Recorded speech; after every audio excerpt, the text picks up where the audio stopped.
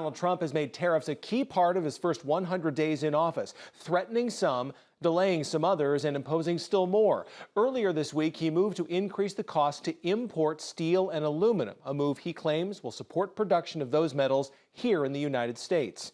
Those new tariffs on steel and aluminum imports, as well as a new tariff on barley imports, could cause several unexpected challenges for local businesses. That's right. And KTV's Taylor Deckard has been following the story. She spoke with owners of 2 local breweries to see how this could impact their businesses. The latest tariffs, which take effect next month, slap a 25% tax on all foreign steel and aluminum. It can lead to higher prices for brewing equipment like tanks and kegs, as well as packaging materials like cans.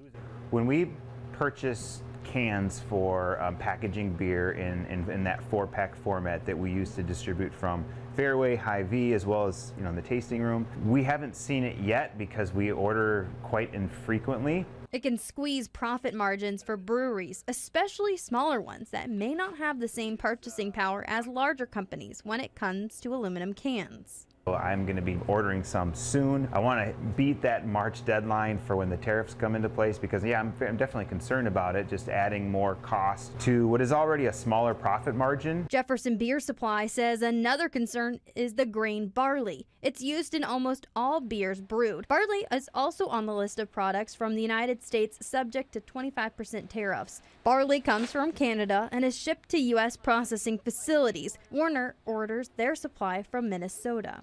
For bigger brewers, a lot of them are locked into their prices through 2025, or some even further than that. For us, we are not locked into prices yet, so we're trying to negotiate prices right now and see if we can get it figured out. This could lead to higher prices for consumers or reduce profitability for breweries if they choose to absorb the costs. Beginning of the year, we're looking at our last year's data to try and do projections to try and figure out where our profits are going to be this year. It's just a hard time to be a small business for a lot of different types of businesses. With higher costs and uncertainty, it might lead breweries to be more cautious with their investments, asking consumers to support local. Like drinking draft, either at local breweries or at local bars, is a great way to pass on the savings to the owners of those small businesses. In Jefferson, South Dakota, and Sioux City, Iowa, Taylor Deckard, KTIV News 4. According to the International Trade Association, Canada is the largest supplier of steel to the United States, followed by Mexico. The 2 nations account for nearly 40% of steel imported into the United States.